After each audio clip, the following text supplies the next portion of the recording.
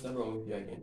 So we are looking at over integers, the rules of adding and subtracting and multiplying and dividing.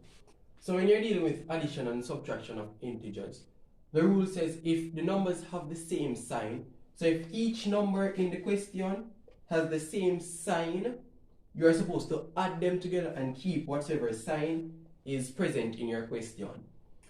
Rule number 2 says if the signs are different, you're supposed to subtract. So if the signs are different, you will subtract and then you'll keep the sign that is before the biggest or the bigger face value number. So face value meaning when you look at the digit itself or the number itself, what value does it have? Alright, so we'll work through these questions on addition and subtraction before we even touch multiplication and division. So same signs add. So this is a positive 13 and this is a positive 15. So you will add those together. So 13 plus 15, that gives you 28.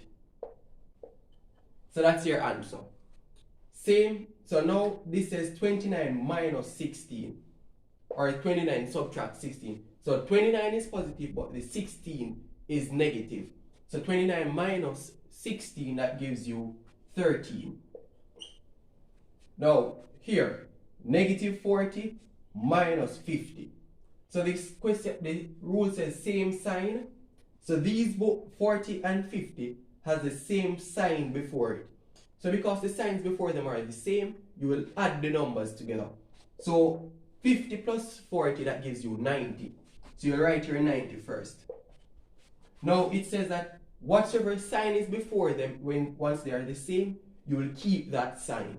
So you'll put your negative sign before it because both of them had a minus sign or both of them were negative.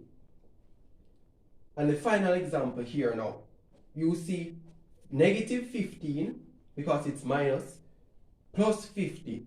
So it says that when the signs are different, you will subtract. So you'll subtract the smaller number from the larger one as you know how to do subtraction. So 50 subtract 15, that leaves you with 35. Now, for the second part of it, you look at the digits now, or the numbers individually. So 15 or 50, you'll consider to yourself which is bigger. 50 is bigger, so you'll take the sign that is right before 50 to put it on your answer. So for a positive number, you don't have to have a sign, or you can write your plus sign, it doesn't matter. But once an answer is negative, you must have a negative sign before it, or else your answer will not be correct. Now, sometimes you'll get questions like these as well, to say 10 minus negative 15. You will see a double sign immediately beside each other. So, to get the answer, you will just apply the different rules in order to, you will simplify the question and then apply the rules. So once you have two minus signs immediately beside each other like this, you will just rewrite your question by saying 10 plus 15. So once two negative signs are beside each other like this, it automatically is read as a plus. So it's 10 plus 15. 10 plus 15, that gives you 25. And that's your answer.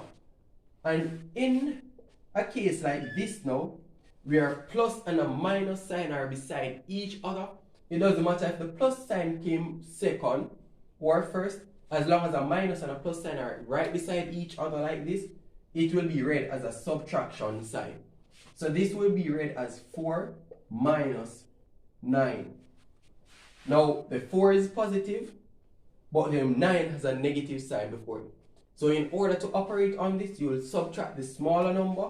So 4 from the larger one, so 9 minus 4, that leaves you with a 5. And then you look at each individual number, 9 or 4, which one is bigger, and take the sign that's right before it. 9 is bigger, so you'll take the sign immediately before 9. So the answer will be negative 5. So once each digit has the same sign before it, you will add them together and keep the sign that is before. If the digits now have different signs, you will subtract and keep the sign that is in front of the bigger number. Now let's go over to multiplication and division. So this is a little bit simpler because the rules for both of them is clear cut one. So once it's each question has the same sign, the answer will always be positive. So if it's both of them positive, positive answer. Both of them negative, positive answer. But if the signs are mixed now, where you have a plus, a positive number, and a negative, the answer will be negative. And please remember, even if you see 4 numbers or 3 numbers, because in math, you will only multiply or you will work on 2 digits at a time, so you will be keeping the sign and working onwards. So 3 multiplied by 10, both are positive, so the answer will be positive 30. Now, negative 4 times negative 8. So 4 times 8, 32. Sign is, both of them sign is negative, so you know the answer must be positive. Now, 5 times 4, that's 20. Now, because one of them, only one was negative, the answer has to have a negative sign before it. So once one number in it is negative, both the answer will have to be negative as well. And it doesn't matter which order. So if negative 1 comes first or the negative comes after, the answer should be negative. So 6 times 8, that's 48. Because 8 here is negative, the answer will be negative 48. And just like how the rules apply for multiplying, it's the same rule for division. So 12 divided by 3, that gives you 4. Negative 20 divided by negative 5. So 20 divided by 5, that gives you 4. And because 20 is negative and 5 is negative, your answer must be a positive number. Number 7 says 100 divided by negative 5. So you look at your number, 100 divided by 5, that's 20. Then you look at each number. This is not negative, this is negative. So the answer will have to be negative. And for the final question, 150 divided by 15, negative 150 divided by 15, so 150 divided by 15, that gives you 10. Now 150 is negative, but 15 is not. So you'll have to put a negative sign before it. So once you're dealing with integers, it's all about remembering the rules. So for addition and subtraction, when you have the same signs, you will add the numbers together and keep the sign. When the signs are different, you'll be subtracting and you will be keeping the sign that is in front of the bigger number. Multiplication now, once you are multiplying or dividing, as long as the signs are the same, you will always be having a positive answer.